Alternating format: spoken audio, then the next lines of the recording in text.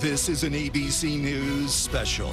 We are going to win at every single level. Are you guys ready to win an election? The time for games is over. We can win. We are poised to have a very good night. There's never been a road to a Super Tuesday quite like this before. I call him Little Marco. That's what he is. He's Little Marco. Have you seen his hands? You know what they say about men with small hands?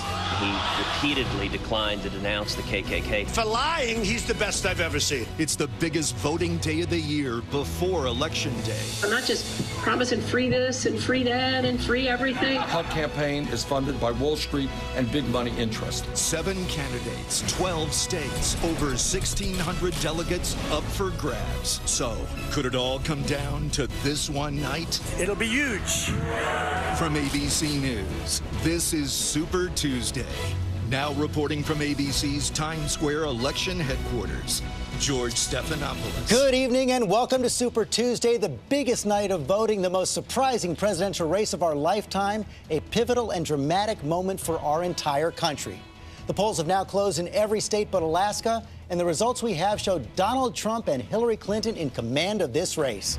Donald Trump has already won 5 states: Alabama, Georgia, Tennessee, Virginia, and Massachusetts. Ted Cruz has won Texas and Oklahoma. On the Democratic side, Hillary Clinton has won 6 states: Alabama, Georgia, Arkansas, Tennessee, Virginia, and Texas. She also won in American Samoa. Bernie Sanders has won in Vermont and Oklahoma, his first win outside of the Northeast. I'm here with our ABC political team to break down what we've learned from the voters tonight, where this race goes next. We have our top political correspondents, experts and analysts from both parties. David Muir is at the decision desk, and on the scene with the candidates all across the country, our correspondents. The big story tonight, by far, something none of us imagined 1 year ago, Donald Trump declaring victory. Already we've won 5 major states, and it looks like we could win 6 or 7 or 8 or 9. It's really been great. I want to congratulate Ted on the winning of Texas. He worked hard on it, and I know how hard he worked, actually. And so I congratulate Ted Cruz on that win. That was an excellent win. We're going to make America great again, folks. We're going to make it great again. And, you know, I watched Hillary's speech, and she's talking about wages have been poor and everything's doing badly, but we're going to make it. She's been there for so long. I mean, if she hasn't straightened it out by now, she's not going to straighten it out in the next 4 years. It's just going to become worse and worse. She wants to make America whole again, and I'm trying to figure out what is that all about. Make America great again is going to be much better than making America whole again. So. A relatively calm Donald Trump right there, setting his sights on Hillary Clinton. You saw Chris Christie, who endorsed him earlier, late last week, behind him as well. But let's get a sense of the sweep of that victory by Donald Trump. He won in the South. Let's start out Alabama. He won in the state of Alabama. He won in the state of Georgia, Tennessee, Virginia, Massachusetts. There you see him right there. There are the states right there as we see them up. Ted Cruz coming in second right there in Georgia. And in the state of Tennessee, Donald Trump again, Ted Cruz again, second, Marco Rubio hitting that all-important 20% threshold.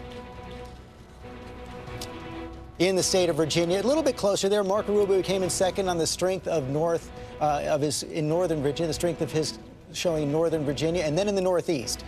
These big wins for Donald Trump. Massachusetts, nearly 50% of the vote right there, 49%. And, of course, the state of Vermont as well. John Kasich doing pretty well right there, but not well enough. I'm here with our team again. And, Matthew Dowd, let me begin with you. You look at the sweep of that victory. Donald Trump is recreating the Republican Party. This is, I think, an extraordinary development you cannot underestimate of what's happened. Everyone, so many people thought he would burn out in the summer. He would fall in the autumn. He'd be frozen out when the votes in winter started. And now we're in the spring, and he's the dominant force in the party. And he, as you say, recreating the party. He has now gone through a hostile takeover of the Republican Party. He's beginning to fire the senior management of the Republican Party, and he's conducting it in a way with the customers of the Republican Party, which is the voters.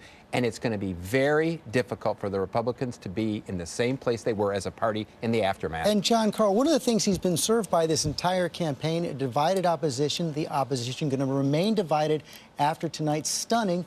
Every single one of the other candidates in this race says they're going to stay in. Oh, absolutely. So this Super Tuesday is Trump Tuesday, and not just because he comes out of here with a huge delegate lead, but but because every one of his main opponents, Kasich, Rubio, Cruz, they all see a reason to stay in this race. So Donald Trump tonight is stronger than ever. His opposition is as divided as ever. Tom Yamas, you have been with the Trump campaign from the very beginning, and I was struck by the difference between that victory speech right there, a victory press conference, and that opening speech he gave at Trump Tower back in June. A relatively subdued Donald Trump tonight. Yeah, subdued, but George, so much hasn't changed. As you mentioned, it was a press conference. It wasn't even a victory party. The only supporters there were Eric Trump and Chris Christie. The rest were just reporters and other journalists covering Donald Trump. His strategy hasn't changed. He is campaigning in front of the cameras, and what did he do? He had a couple jokes about Ted Cruz, about Hillary Clinton, about Senator Marco Rubio, and then a lot of confidence. They are romping tonight, and they hope to take this momentum